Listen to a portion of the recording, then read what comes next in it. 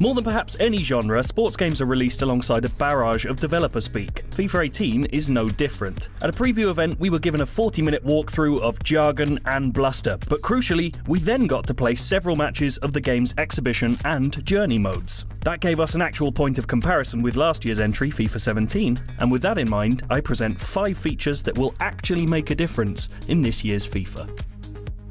Movement on the ball is probably the hardest thing for football game devs to capture correctly. It's almost as hard to explain. I suppose the easiest way to put this is that in most football games, I feel as though the best way to beat a man is to modulate pace. You jog up, trap the ball, shift position, burst pass, rinse and repeat. Within a few minutes of playing FIFA 18, simply using the left stick actually felt both easier and more natural. Regular movement now feels immediately responsive. Players naturally twist, tap and squirm as you do the same on the analog stick, without the long animation-related delays of the last game. The best players feel beautifully mobile when you're using them, and horribly elusive when you're in defense. But there's no doubt that movement feels different almost immediately. In a basic sense, The Journey's second season, or the hilariously dramatic The Journey Hunter's Return, as we're supposed to call it, is a simple continuation of the first FIFA story mode. Boy done good Alex Hunter is back, and through the miracle of safe transfers, is beginning his next chapter with your chosen club. EA's touting the main change as the fact that you can now customize Alex, gearing him up with the best sports casual clubber and a ludicrous haircut. It's also hinted at sections where you play as different characters, and nodded towards the lure of football outside of England with the inclusion of Cristiano Ronaldo as a voiced character. To me though, it's the change in tone that feels different. The first Journey was all about being in the ascendancy, a no-mark kid rising up the ranks, overcoming the sheer horrifying ignominy of having to maybe play for Aston Villa for a bit, to become loved by the nation. In my hands-on of the sequel, the first thing that happens to Alex is that 60,000 people boo his being subbed onto the pitch. There's a pantomime thrill to the idea of being a footballing hate figure, and seeing how that plays out, and I'm very much hoping that that's the crux of Hunter's return.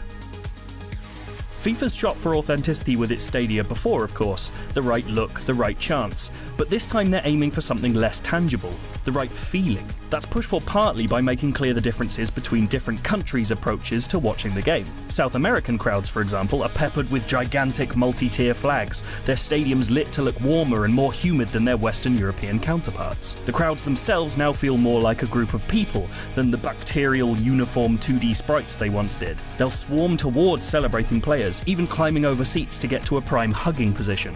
It looks almost unnerving compared to the stately, respectful crowds of old.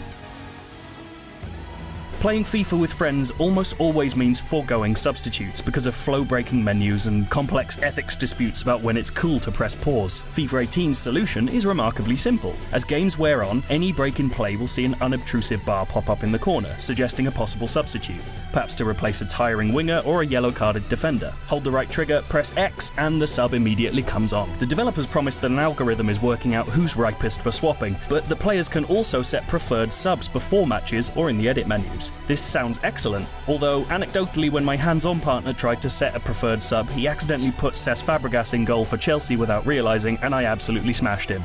Make of that what you will. Engine improvements are perhaps the most nebulous developer promises we're given each year, but EA has gone some way towards proving that its second year with Frostbite has really made a difference. During our presentation, a picture of Chelsea's Eden Hazard in FIFA 17 was flashed up, followed by the same player in FIFA 18, and the crowd actually gasped. Much is made every year of FIFA's perceived style over substance philosophy, but it's impossible to deny that there's some real substance to the style this time. FIFA 18's instant replay feature looks more like Uncharted 4's photo mode at this point, with beautiful lighting and depth of field effects playing across pitches full of immaculately sculpted, sweaty people.